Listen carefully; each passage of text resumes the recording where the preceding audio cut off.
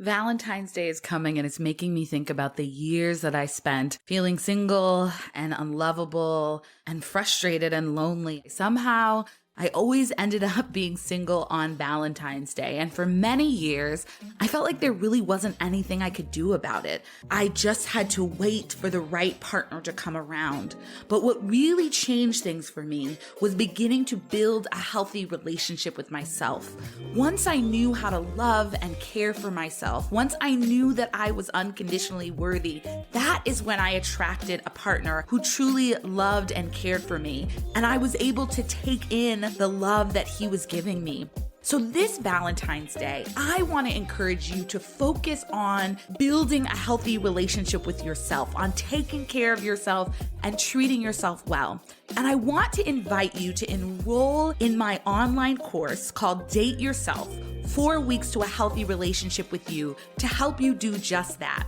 In this course, you will learn how to release self-criticism, truly practice self-compassion, and engage in personalized and sustainable self-care. This program will help you build a loving, caring, beautiful relationship with yourself so that you can have amazing romantic relationships with other people.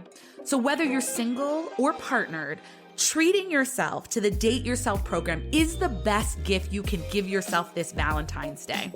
And in honor of Valentine's Day, I'm offering a special bonus. So if you sign up for the program before midnight on February 14th, you will get access to a live coaching call with me where we'll be talking about dating and relationships. This is going to be a group coaching call, and I'm going to be answering your questions about dating and relationships and sharing all of the wisdom I have gained from my own healthy relationships as well as years of doing couples therapy.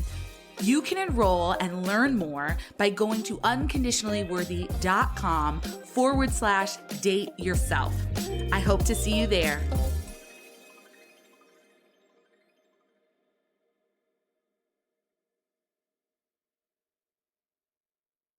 I had sort of pushed myself to the limit, and the anxiety was just becoming too much, and it was starting to keep me from living my life fully.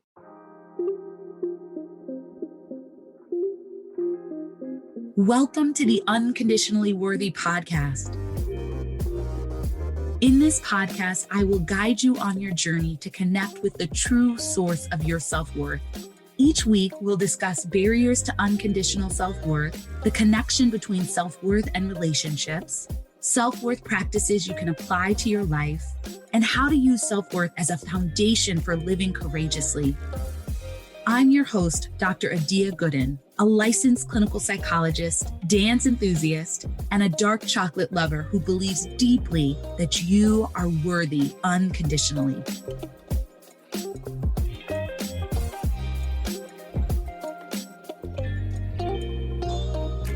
Hello and welcome to episode 5 of Unconditionally Worthy, the podcast. So today we are going to talk about anxiety. And when I used to talk to my colleagues who are also therapists, I would say that anxiety is my jam. And I know that sounds like a weird thing to say, but I said it because I really enjoy working with clients who experience anxiety. Partly because I have experienced anxiety intimately. I really understand it from a personal level, and because I have experienced the power of overcoming anxiety and how liberating it can be. And that is something that I want for my clients. And I'm really excited to share with all of you today some of my experiences and struggles with anxiety to help you understand what anxiety is, and also to share a really powerful practice that I think will help you overcome anxiety. So I struggled with anxiety for years. And for much of this time, I didn't really understand I was anxious, right? So I think I started being anxious when I was a kid, probably around age 12. And I didn't know I was anxious, but I was almost never relaxed. I think my energy was sort of anxious. I was always thinking about the future, about what I needed to do. I was always pushing myself to try to do things perfectly because I couldn't tolerate what might happen if I failed or made a mistake. And I was crushed if I did make a mistake or if I was left out or any of those things. So I was sort of always on edge. And, a few years ago, I was talking to my best friend, and we've been best friends since high school. And she told me that during our senior year of high school, I was so intense in applying for college that I made her anxious in the process, right? So I was sort of pursuing things with such intensity. Everything mattered so much, right? That was a manifestation of my anxiety. I was sort of the classic type A person. I was an overachieving student. I was always working. I was always pushing myself, and I did not give myself a break. It was a lot. And it wasn't until graduate school that my anxiety started to show up even more intensely and started to get in the way of me doing the things that I really wanted to do in my life. And so I mentioned this in episode 1 of the podcast that I was pushing myself to finish my PhD program in 5 years. There really was no logical reason that I needed to finish my PhD program in 5 years. I went straight through from college to graduate school. I had not taken a break, and I was in my early 20s. And so the need to finish my PhD program in 5 years was really just made up by me and increased the pressure and the stress I put on myself. And I really think at the core, it was another attempt to try to prove my worth, that maybe I didn't feel worthy by just getting into a PhD program. So maybe if I finished in 5 years, then I'd feel worthy, right? Like, no, it wasn't going to work, but I didn't realize it then. And that stress just sort of pushed me to the edge and really amped up my anxiety. And that was combined by being in my sort of early to mid 20s. I was in a new city. I felt somewhat lonely and isolated. I had, moved to Chicago, and I had some friends, but I didn't have any of my really close friends in the city. So I was feeling lonely and somewhat isolated. I was struggling with dating, which was another area of my life that I had put pressure on to feel worthy. I was feeling unattractive. It didn't help that I had gotten 2 front teeth pulled and I had braces. That was not cute. So that didn't help.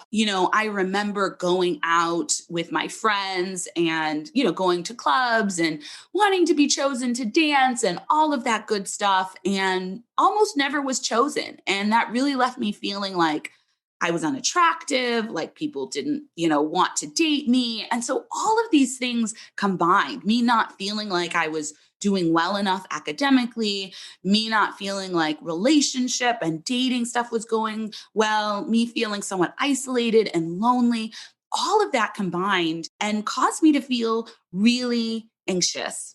And I remember one morning I got up to, drive into graduate school, and it was raining really hard. And so I parked in an outdoor lot, and I needed to get, from the front door to my car. And when it rains really hard in Chicago, worms come out of the ground. And I have never been a fan of worms. Like, I remember gardening with my dad growing up, and, there'd be worms, and I was like, ugh, like, did not like it. Never liked worms. But, in general, I didn't encounter them, and that was just fine. But on this particular morning, I felt like, and I say I felt like because I know there were worms on the ground, but there probably were not as many as I felt like there were. But I felt like there were worms covering the ground. And I just panicked inside. I, really had the thought like, I just might not make it to school today. Like, this just might not, I don't think I can make it to my car. There were worms on the ground. Like, I can't tolerate it. And I was so anxious and panicked. And I remember sprinting to my car, not because of the rain, but because the idea of touching one of the worms with my shoe was just too much. And it was at that point that I realized I had a problem and I needed to go to therapy. So I had sort of pushed myself to the limit, and the anxiety was just becoming too much, and it was starting to keep me from living my life fully. So thankfully, I was able to go to therapy. I started at the counseling center at my university, and I was able to have sessions for $5, which was amazing. And then I continued with my therapist for 4 years, and it was really a blessing. And during my therapy, we explored some of my experiences growing up and the fact that I really viewed my parents as perfect. And I had come to the conclusion that in order to be worthy, in order to be happy in my life, I needed to be perfect too. And that had caused me to push myself to the limit. I didn't think I was worthy just as I was. I didn't trust myself. I put my trust in achievements and productivity. And I thought those things would make me worthy. I put my trust in working hard and working nonstop and overextending myself. And I felt anxious and uncentered in the process because it was a lot of pressure. Everything mattered for my worth. So we're going to come back to that. And before we dig into that a little bit more, I want to talk a bit about how anxiety shows up in our lives so that you can recognize if anxiety is present in your life. So anxiety involves feeling worried, scared, or nervous about something negative that we anticipate happening in the future. Anxiety can show up in different forms. Sometimes it looks like racing, worrying thoughts. Anxiety can show up as physical symptoms like your heart racing, tension or pressure in your chest, difficulty breathing, upset stomach, physical tension in your jaw, your neck, your shoulders, or headaches. And I think it's important to recognize that anxiety can show up in a number of ways and to be sort of aware of what you're feeling in your body, because sometimes we sort of realize the physical symptoms before we know, oh, I've been worrying about this thing that I think might happen. Often we feel anxious when we are thinking about the worst possible outcome for a situation. And because our bodies and minds can't tell the difference between our predictions and reality, we feel like the negative future we are anticipating is happening right now. So, for example, this could look like worrying that you will bomb an upcoming presentation at work or school. And you might begin imagining yourself not knowing what to say, your mind going blank and struggling to articulate your ideas and responses in the presentation. And then you might imagine everyone laughing at your presentation. And then you might imagine losing your job because you messed up on the presentation. And eventually, because you lose your job and you can't find another job, then you can't pay your rent and then you end up homeless, right? And so what starts as a little bit of nervousness about a presentation ends up as a prediction that you will experience extreme failure and challenges. And then your body responds as though those failures and challenges are happening to you right now.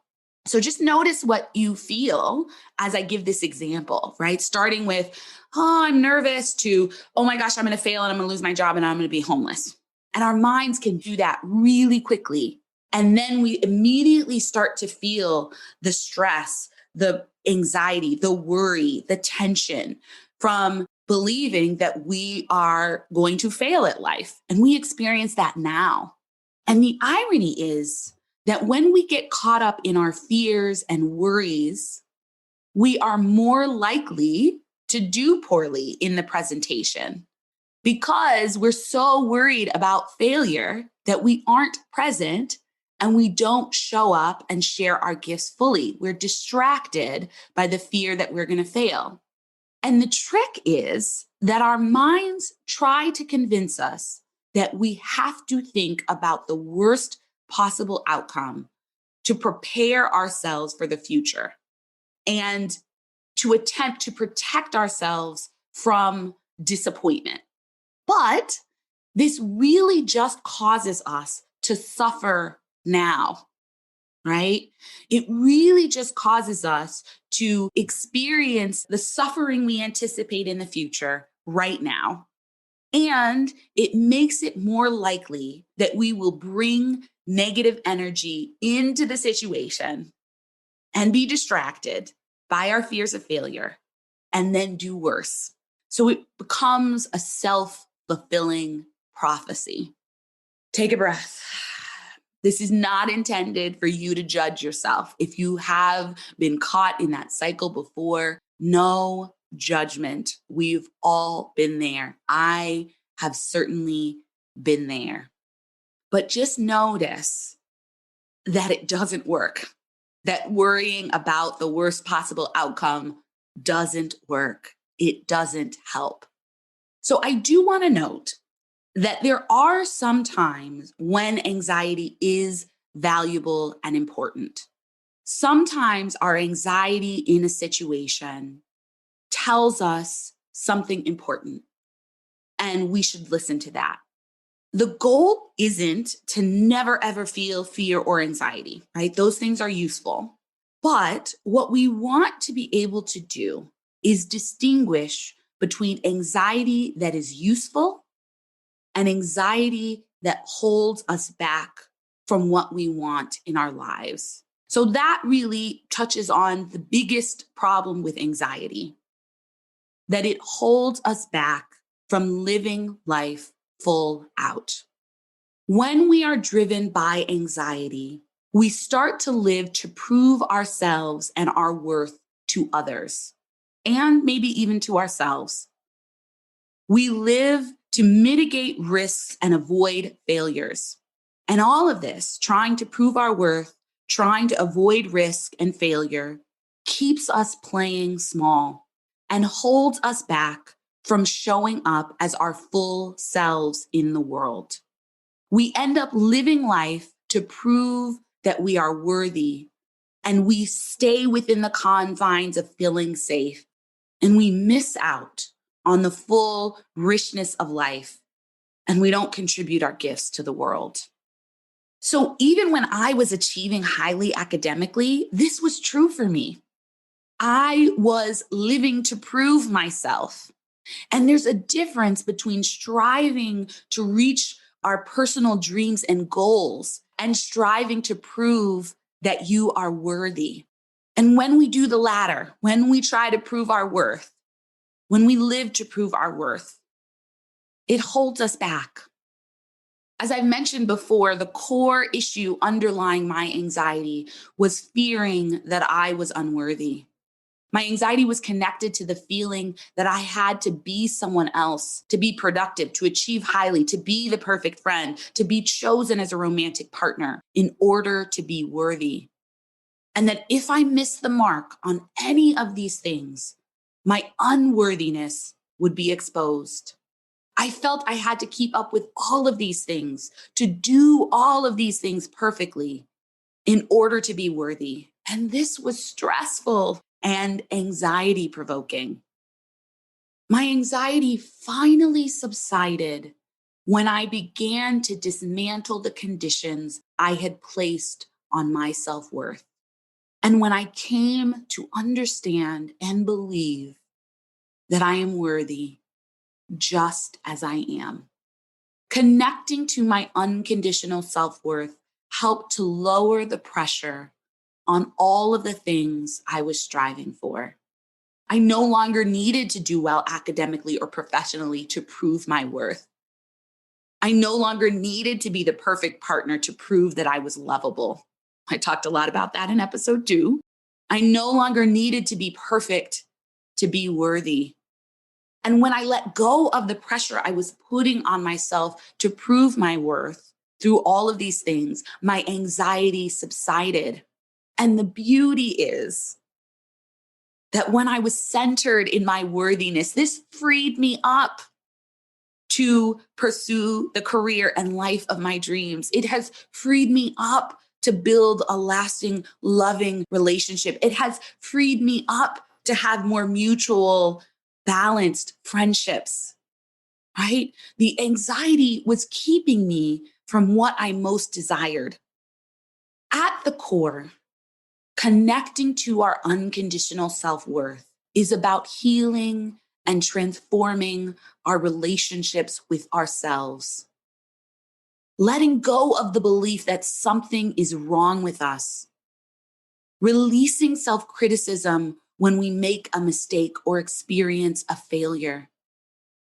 And instead, connecting to our true selves, being loving and compassionate and giving ourselves grace. The journey to unconditional self-worth is about developing a positive and loving relationship with yourself, learning to trust yourself, and showing up for yourself. Today, I want to share a practice that helps to get you on your way in this journey. I'm going to share how you can begin to trust yourself and free yourself from the anxiety that holds you back and keeps you stuck. I believe anxiety is connected to not trusting ourselves, not believing that we have the internal strength and wisdom to keep ourselves safe and healthy and happy in this world. When we are anxious, we are often searching outside of ourselves for safety, security, and approval. And we sort of desperately need them to happen and are anxious that if we can't hold on to these things, we will be unsafe. We will be unworthy. When we begin to trust ourselves, we rely on our own internal wisdom and our anxiety subsides. So trust in ourselves can start very simply. And I'd love for you to start with some of these practices today. Trust in ourselves can look like knowing that even if we are experiencing something challenging, like a breakup or disappointment, we know we can be resilient in the face of these challenges. Trusting ourselves can look like listening to our gut or intuition and being confident that we are making the right decisions for ourselves. Trusting ourselves can look like listening to when we are hungry and tired and energized and feeling joy, and paying attention to what our bodies and emotions are telling us. So I want you to begin to listen to yourself. I want you to begin to tune in to what might be underlying the anxiety, to the fear that may be present and driving your anxiety. As I've shared, that fear for me was believing I was unworthy and unlovable. And that spread out throughout my anxiety. And as I've learned to trust myself, I've been able to tune into what the fear is that is underlying my anxiety. And I want to share with you how to do that today.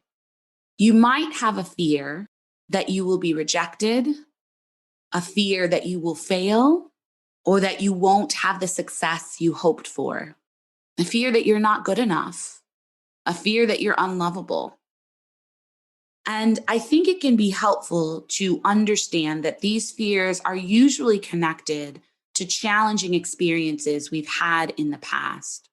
Often, when we're scared and anxious, there's a younger part of ourselves that's starting to take over.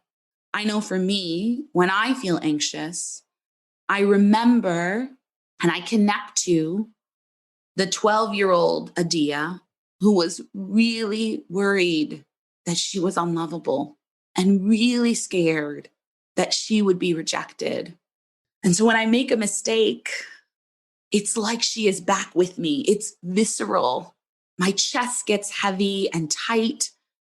I feel this younger part of me saying, oh my gosh, we're not okay. We're going to be rejected. It's not okay. Please, please don't do that. Right? I feel her getting scared. And I have learned to respond to her, not with judgment and rejection, but with love and comfort, just as I would respond if a little 12-year-old girl came up to me now saying she was scared and worried and upset. I put a hand over my chest and I say, it's okay, baby girl. It's okay. I'm here. I got us. I still love you. We're okay. And when I offer myself this comfort, I am able to be calm and to soothe myself.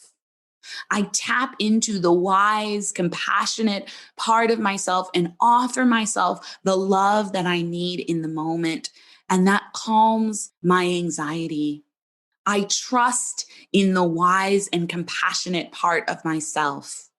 And I don't judge myself for the fear, the anxiety. I say it's okay. I say I understand. And there's no reason to fear. And we're okay now. And we're safe.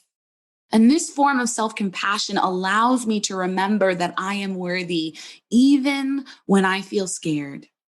It comforts the little one in me who's freaking out and says, we're okay, baby girl. And so I encourage you to think about what this could look like for you. How could you tune into the underlying fear when you feel anxious? How can you offer yourself, maybe the little one in you, some love and comfort when it arises? You don't have to know all the answers. You don't have to know the exact reason why you're scared. You just need to pause and consider if there is a real reason you're scared, if there is some real pressure you've been putting on this presentation or this interview or whatever it is. And can you offer yourself some love and some comfort? Can you tap into the wise and compassionate part of you to soothe your anxiety and remind yourself that you are worthy no matter what happens, that you can trust yourself no matter what happens? This is an ongoing practice. I encourage you to return to it often. And I know that if you do, it will help you move closer to connecting to your unconditional self-worth. Thanks so much for listening this week. And stay tuned for the next episode where I'm going to talk about how self-forgiveness helped me to move forward and move past overwhelming shame from a mistake I made. Until next time, stay connecting to your unconditional self-worth. Thanks for joining me this week on the Unconditionally Worthy podcast. Make sure to visit my website, dradiagooden.com, and subscribe to the show on iTunes so you'll never miss an episode. You can also follow me on social media at Dr. Adia Gooden. If you love the show, please leave a review on iTunes so we can continue to bring you amazing episodes. Lastly, if you found this episode helpful and know someone who might benefit from hearing it, please share it.